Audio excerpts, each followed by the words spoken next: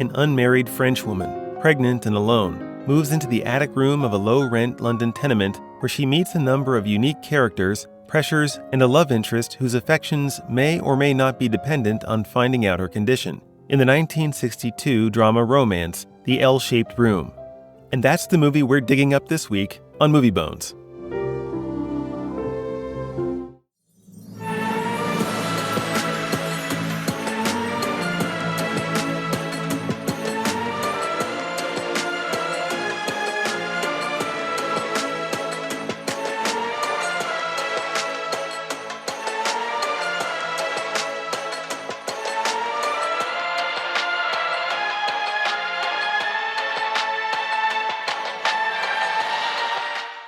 As soon as they're empty, they're snapped up, my rooms. Sometimes I've hardly time to change the sheets. How much is the room? What, dear? Well, how much did you think of paying, dear? I haven't made up my mind yet. I have other rooms to see. Well, I don't suppose you'll see anything better, dear. You're not English, are you, dear? No, I'm French. Oh, French, oh yes. Well, that's nice, isn't it? Nice to travel. Well, so that's Jane Fawcett, played by Leslie Caron, I think her name is, as I pronounce it, talking to her prospective landlady about renting the top floor room. That's the title of The L-Shaped Room, which is very much a character piece kind of merged with a romantic piece. But I think it's kind of deceiving to call it a romantic picture in a way, because it's not so much about falling in love as it is about a whole series of relationships. Among them, there's a more romantic relationship. The relationship Jane ends up having isn't just the one that she ends up briefly sharing with Toby, but with each of the other tenements as well. And is that kind of what you felt too? Yeah, I felt like that. It's also in my opinion, it's also a social commentary. And I think we'll get into that a little bit later on. Yeah. Very progressive, maybe for its time. Maybe that's the word you want to say. Possibly. I could describe other words too, but yeah. Yeah. And in the span of like 3 days, I watched a couple different movies, one of which we'll talk about eventually in this particular medium and everything. But all three of those movies really kind of wrestle with this question. This one's including, what is the right thing to do? And that's why I kind of also, that's one of the reasons why I lean into this, idea of social commentary and everything. Because you do have that. But yeah, I give it a character piece because you are walking with our main character throughout this whole entire film as she's trying to figure out what she needs to do, what the right thing to do for her and her situation. And then you also, even though you're not focused on the other characters as much as in whatever they're doing off screen, you don't necessarily know and everything, they're still all struggling with the same, what's the right thing to do here? Yes. And everything. And I think you mentioned the word progressive, and I think that it could be possibly, I think you could be viewed as that. The movie itself isn't trying to be political. It analyzes real-world situations that involve some very heavy things that have gotten political. But the way it does it, between that one, and there's actually an allusion to one of the other characters being a lesbian. In the 60s, that was still kind of revolutionary, I imagine, just to have that on camera. It's a very subtle allusion, but it's when you see it, it's like, oh yeah, that's what's happening there. But for me, it's like that kind of, looking at it through that lens kind of takes away from the kind of just more real kind of interactions and attitudes people can have towards each other that don't even necessarily verge in the political, but more about individual expectations people put on each other. And also what that can lead to in terms of the assumptions we make about them and what that pressures that adds to their lives, mostly unnecessarily. But that's more what came to mind more than anything political, although I could see certainly how someone, you just like have a very sensitive, kind of a hot button, press that button kind of a thing. It's like they're getting political. You know what I'm saying? Yeah. Yeah, of course. I mean, maybe back in that time period, which is like what, this early 60s? Early 60s, yeah. I think this conversation was being had back then, but, it's not as much probably as it is now and everything. So, and yeah, like, and the implications behind it all as well. And what I mean by implications of it all, because it's not just, not to go far off the deep end here, but it's not just about the fact that she is pregnant. It's kind of how she got that way. And it was through a casual encounter. Yeah. Which, for movies like that, we understand that that's not something that that's not something that really happens all that time, often in movies, that is. casual encounters aren't really put forward like that, and it was a casual encounter. Yes.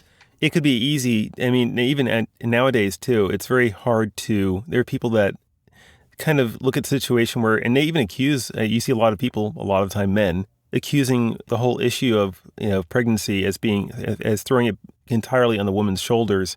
Like, well, she didn't want the baby. She should have just kept her legs crossed. Is that one of the more vulgar ways of putting it? But it's like, but and you see it, but you actually see a full flesh and blood woman here. And I don't know if she's based on anyone personal, but she felt real. It's making her human, I guess is what I'm trying to say. It makes her and keeps her human. This is kind of what you're going for, especially if you and I are Christians. We talked about it, but it's like this is what you're kind of aiming for, is to try and to remember to listen to people, not just to assume about that whole numbers of things about them. Yeah, and of course, again, the humanizing part. That's kind of what we're getting at to the most. That's our biggest thing here, is like to humanize someone. Because there's times in the movie where even some of our better characters, in fact, one of my kind of favorite characters in the movie, looks at her and just, calls her the worst thing you can call someone like that. Yeah. So? Yeah. And somehow he still ends up being one of my favorite characters. He's an interesting case, isn't he, here? Mm-hmm. Oh, this is a real Israel for bugs. Why doesn't someone complain? To Doris? Oh, old Doris, she's smarter than the bugs. You complain. She comes in making a big noise, and she gets to the bed before you do. And she says real loud so the bugs can hear, "This is the cleanest bed in the house." And she pat, pat, pat, pat like this. And when you pull back to show her, Exodus, man, Exodus. I really like John's character. He's the tenant right next door to her. And he, like you said, even he ends up judging her at one point. But the thing that I noticed that he's most capable of, the others don't, and what enables me to keep liking him is the fact that he very quickly, realizes his problem. He realizes what he's done is a sin and wrong. And he asks for her forgiveness, not just for the thing that he did in front of her when calling her those names, but also for something, he tells her something that she did not know that he did. And he confesses that as well and asks for forgiveness for that, which in some ways is just as burdensome as the thing he did tell her, Yeah. But he says all that and she forgives him. And that was one of I really love that about the two of them. It actually made me want, it's like people say about shipping people. It's like if you're going to have a romance in this, it's like I thought it was going to be between those two. That would have been too much for the 1960s. Well, I don't know. I don't know, because I think it's around the same time. If you look up a movie called A Patch of Blue, it stars Sidney Poitier, and I can't remember who else is in it. It focuses on the idea of an interracial relationship. It does not end with them getting together, but it ends with the hope of them getting together at some point, at least. And that would have been, I don't know what year it was, but that's one that maybe we'll cover it on a future episode. 1965. Yeah, that's only like 3 years later, You're still operating in the same very narrow time window there. But yeah, I don't think it would have been too out of bounds, especially when it's a movie that kind of casually just tossed in there, there's a casual lesbian character for the 60s. It's like, and so like I said, there's already stigmas that coming right off the 50s still would have been like hot stuff, hot stove, don't touch that, And so I could see it's possible. I think they could have gone there. I do think they could have gone there. They could have, but, I still think, I would say that just because of everything that you're dealing with already, I don't know. I mean, it's based off a book, so who knows? Maybe the book goes in that direction, but I don't think it does either, just by looking at the cover of the book. No, I think the book, too, kind of ends in a similar way, too. And we get to the ending. Yeah. But I did want them to be together. Yeah. And I understand that, because he's like the person that treats her the most human. Yeah. And he's actually, he just kind of liked the guy,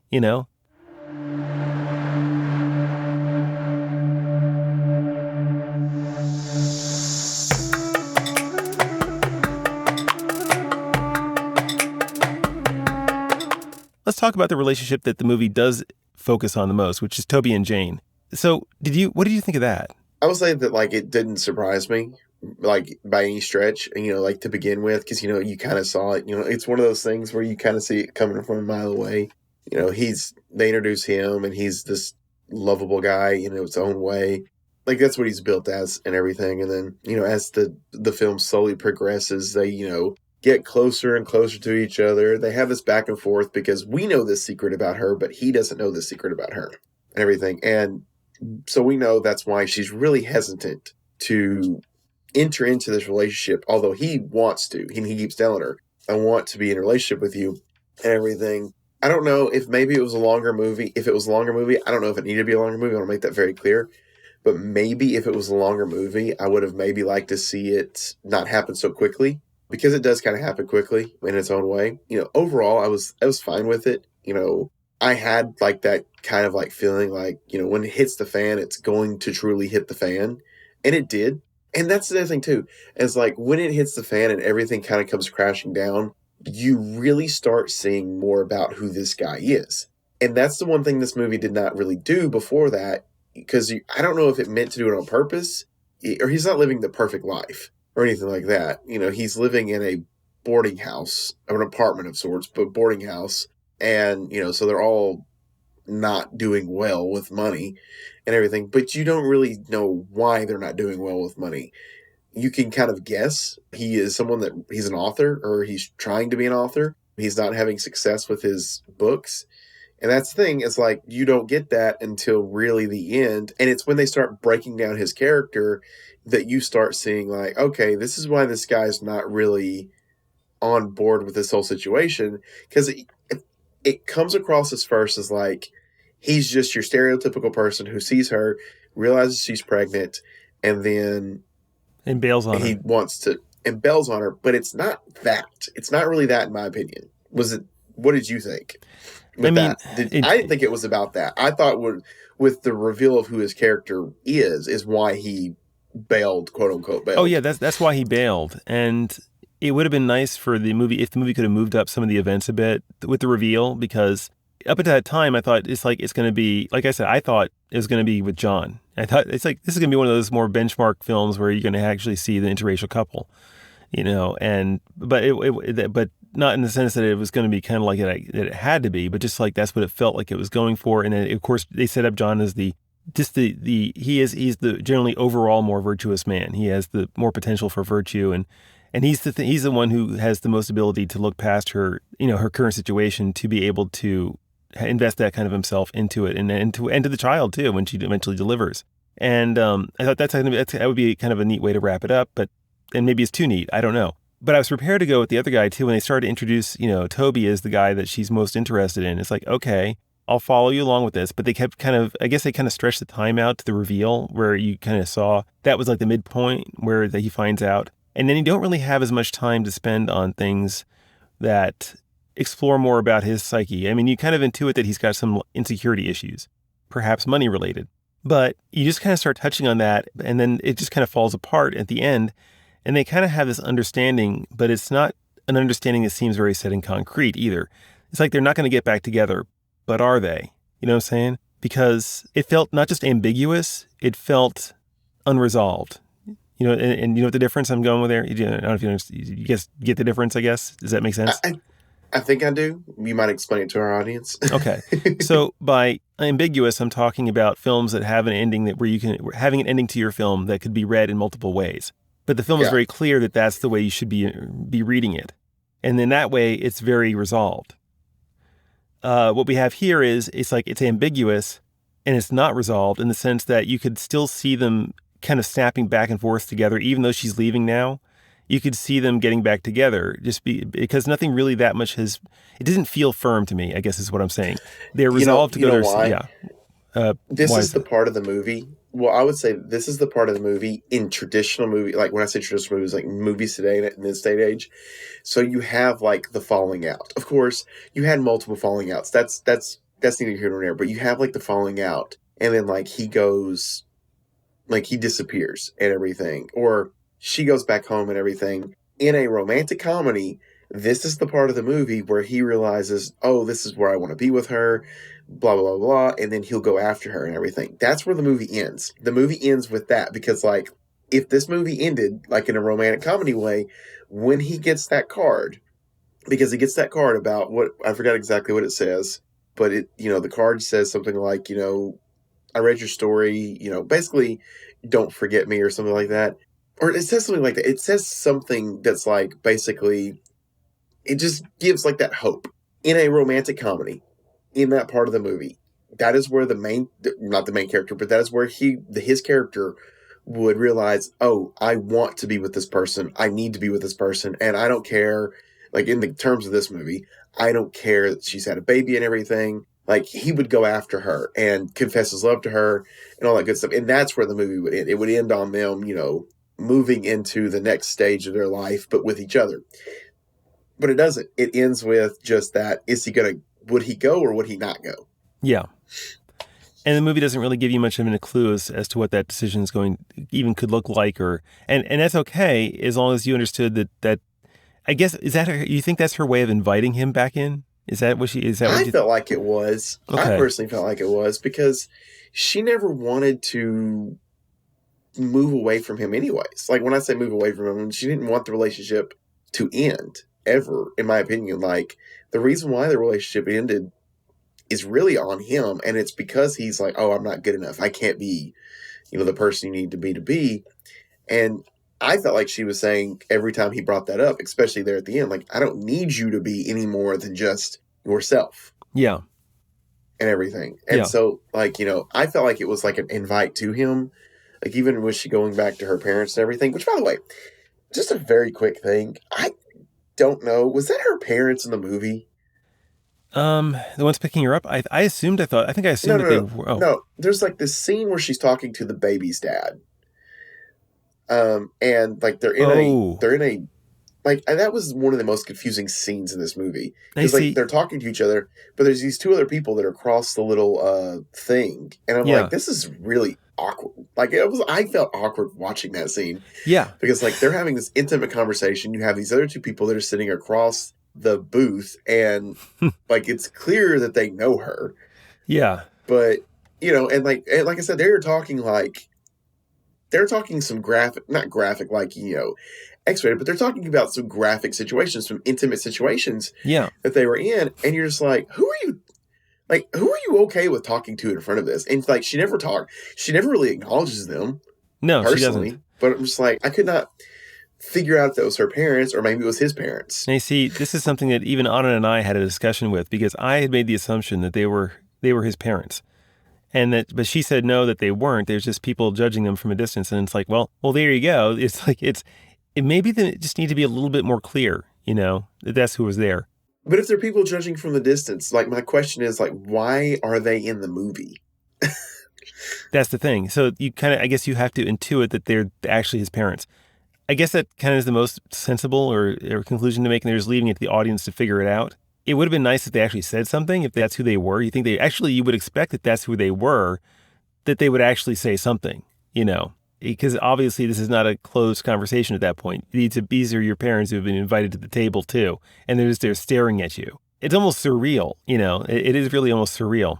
I think it could have used a little more clarity. I mean, I think it did a lot of things really subtly, really well. There's a lot of dialogue in there that ends up saying a lot more than just the words that are coming out of their mouth, or there's a lot more in the actions of the characters that come out it's more than just words can express. And I like that about it. It leaves it to the audience for you to fill in a lot of blanks, although I do think sometimes it gets a little carried away with that ability and maybe pushes the envelope a little too much. I think that was one example, like what you just said. And again, with the ending, for me, the ending is like, what does that letter mean? I'm not quite sure I understand if I'm reading that correctly or not. And since I couldn't figure it out, that kind of hurt my overall marks on the film.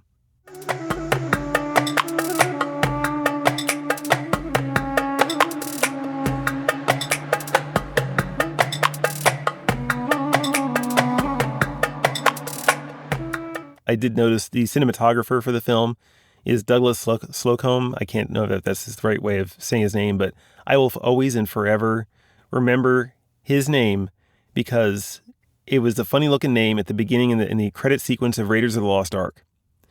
And I watched that movie so many times, and I still do. That it's like his name is burned into my mind. They used to say that if you left the pause button on the screen on the TV, that if you left it for long enough, it would just freeze an image of it. That's kind of like what happened to my brain with his name. So I wanted to mention that quickly. And he was active for 40 years in cinematography. He even did another movie we watched here on Movie Bones. It was the Lavender Hill Mob, I think he did as well. But he had over 40 years of experience. I think went from the 40s to the late 90s. So it's hard to the late 80s. So, but yeah, it's pretty amazing stuff. Anyway, so verdict time.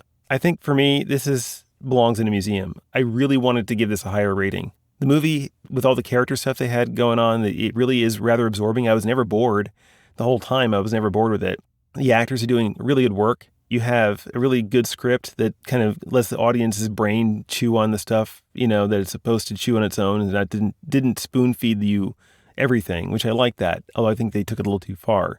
It reminds me a bit of A Patch of Blue, which I mentioned earlier. It's another relationship film that ends without the couple being together, but where that one felt resolved and the characters had at least come to a new place of understanding with that future of possibility. I can't really say the characters here ended up in that place. And in a relationship type film, I just can't ignore that, I don't think. That's where I'm at, though. How about you? Folks, I think I don't hate this movie. I want to make that very clear. I enjoyed what I watched, but I think this is a bad date movie for me. And I say that with the caveat I think the acting was good. The wrestling with what you have to wrestle with in terms of the social commentary, I think that was good. But at the same time, there's just so much that I wish this movie had to it. Like we're talking about, I kind of wish this movie wasn't just told from her perspective. I mean, it's not told necessarily from her perspective, but I kind of wish we would have made, if we were going to make this a love story between her character, Jane, and Toby, I kind of wish we had more of Toby. And we didn't have as much of him. And because of that, I think it really suffers at the end of the day. Because seeing what makes him tick from the get-go would have been a good thing. This is the type of movie, if someone remade it in the future, I'd probably watch it because I like it enough to go over that. And I recommend that you watch this movie. I just don't see myself watching this movie ever again. I think it's a good conversation. I absolutely think it's a good conversation. If I had to lean anywhere, I would lean towards belongs in a museum. But I think I'm just going to stick with bad dates on this one. But a good bad date. I understand that. I mean, and when I was watching it, until it got to the end, which is like my biggest sticking point, I was prepared to give this anything from a trust me to a, maybe even possibly if it really nailed all of its landings, I was prepared to go as high as, all the way to the top. But alas, it's I kept waiting for that ending to happen, at least not in terms of me expecting it, just in terms of deliver, land on something that delivers, and it just didn't do that. So anyway, that's this week's film. So now's the time when we like to remind the listening audience out there that if you're watching these movies alongside us, and you should be, and hearing our reactions, please do like, subscribe, comment, and of course, follow us on your podcast purveyor of choice. Tell us if you think we got it all wrong, because we're human beings, and we'd like to hear from other human beings to tell us we're wrong sometimes too, because that's what you need sometimes. In any case, Ryan and I thank you for sticking with us on this shared journey. And as the journey continues, what have we got next week, Ryan? Next week, folks, we have another Orson Welles movie, which I'm actually excited for this one. Tubi says this, and remember, we have to put a big asterisk. Tubi can lie or not be as truthful as we want it to be. But it stars Orson Welles, Joseph Cotten, I think I said his name, or Cotten, and it's directed by Carol Reed, who also directed Our Man in Havana. This movie is a 1940 film titled The Third Man, and it's about a pulp writer who arrives in post-war Vienna to visit a friend who he discovers is dead, with a trail of unanswered questions about his shady dealings. So, again, I'm expecting great things out of this movie, and by great things, I mean we're going to get some phenomenal acting by Orson Welles. Yeah, I think that's going to be probably a given. I think I'm expecting that, and I'm also, because it's the same director as Our Man in Havana, I really liked that movie, and I'm hoping it's going to be up there with it at least. I've heard of The Third Man before. I have expectations for this, like you do. So yeah, I'm looking forward to that, man. So anyway, I guess that's our show for this week, folks. I guess there's nothing else to cover, so we'll see you guys next week. And Ryan, I'll see you next week. See you next week. All right, man.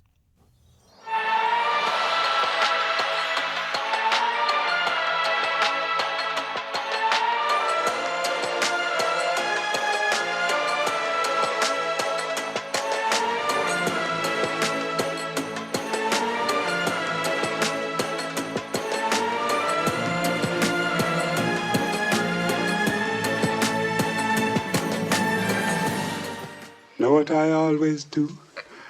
I put about half a pound of sugar in my cup and then eat it with a spoon when I get down to the bottom. Bags of energy.